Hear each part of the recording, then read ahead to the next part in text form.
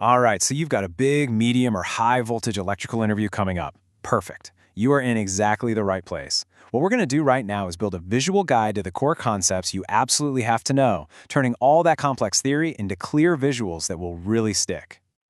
So let's just jump right in with a tough one, a classic interview question.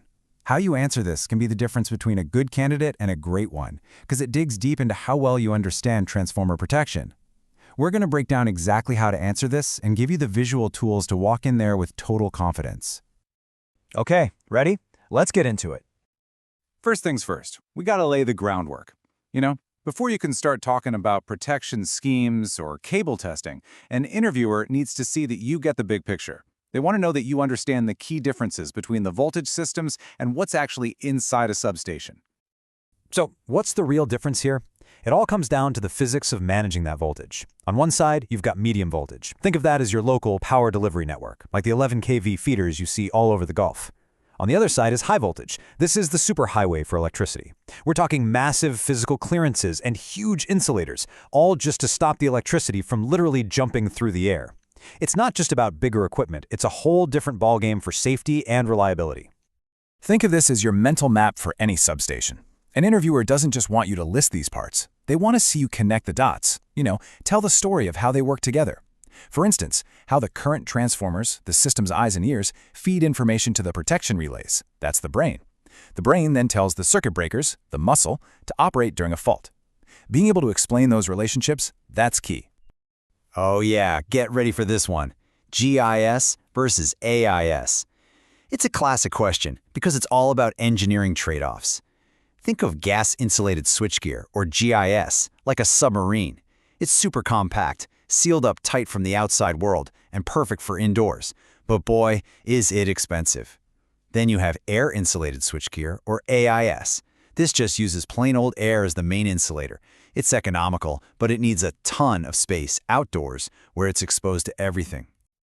Okay, so we've got the basic layout down. Now for the exciting part, the guardians of the grid. We're talking about the breakers and protection systems that have to react in the blink of an eye when things go wrong. The most critical job of a circuit breaker isn't just opening the circuit. Its real life or death job is to kill the violent electrical arc that forms when you try to interrupt thousands of amps. If you can't extinguish that arc, and I mean instantly, the breaker would literally destroy itself. It's all about quenching that arc. And this shows you exactly how it works with an SF6 breaker. First, the fault is detected. Then, the breaker contacts fly apart. But that's what creates the arc. So immediately, bam, a high-pressure blast of SF6 gas hits the arc, kind of like a superpowered fire extinguisher. The gas cools and kills the arc, and just like that, the current stops. It all happens in milliseconds. A power transformer is a huge, expensive piece of equipment, so it has layers and layers of defense. Now let's circle back to that first interview question about restricted earth fault. While differential protection is great for internal face-to-face faults, REF is a specialist. It's laser-focused on one thing, earth faults inside the transformer windings. It simply compares the current from the neutral with the sum of the phase currents. If there's any imbalance, it knows there's an internal earth fault, and it trips instantly. It's crucial protection that other schemes might miss. Now, feeder protection is a totally different beast. You're not protecting one piece of equipment, you're protecting miles of cable. This means you're mostly looking for overcurrents and earth faults, and you often need directional relays to know if the fault is upstream or downstream from your substation. The principle behind differential protection is beautifully simple. Look at the formula. The relay is basically just measuring the current going in, I1, and the current going out, I2. The differential current is just the difference between them. If that difference is near zero, everything's fine. But if it's not, that means current is leaking out somewhere inside, that's a fault, and the relay trips the breakers instantly. Okay, let's shift gears. We're going to talk about two topics that are absolutely critical for safety and reliability, starting literally from the ground up with earthing, and then moving on to how we verify our cables. Pay attention to this number, especially if you're interviewing for a job in the Gulf. This is your key to showing some real regional knowledge. The soil there is often sandy and dry, which gives it a very high resistivity. This means standard earthing, like using a few copper rods, is totally ineffective. you have to mention the specialized solutions, like using extensive grids or chemical backfills, to get a low-resistance path to ground. Here's a great tip for your interview. When asked about cable testing, structure your answer. Clearly separate the basic checks you do before installation, like visual inspection and insulation resistance, from the high-voltage commissioning tests you do after it's installed. That's when you do things like a VLF test or a partial discharge test to prove the cable is ready for service.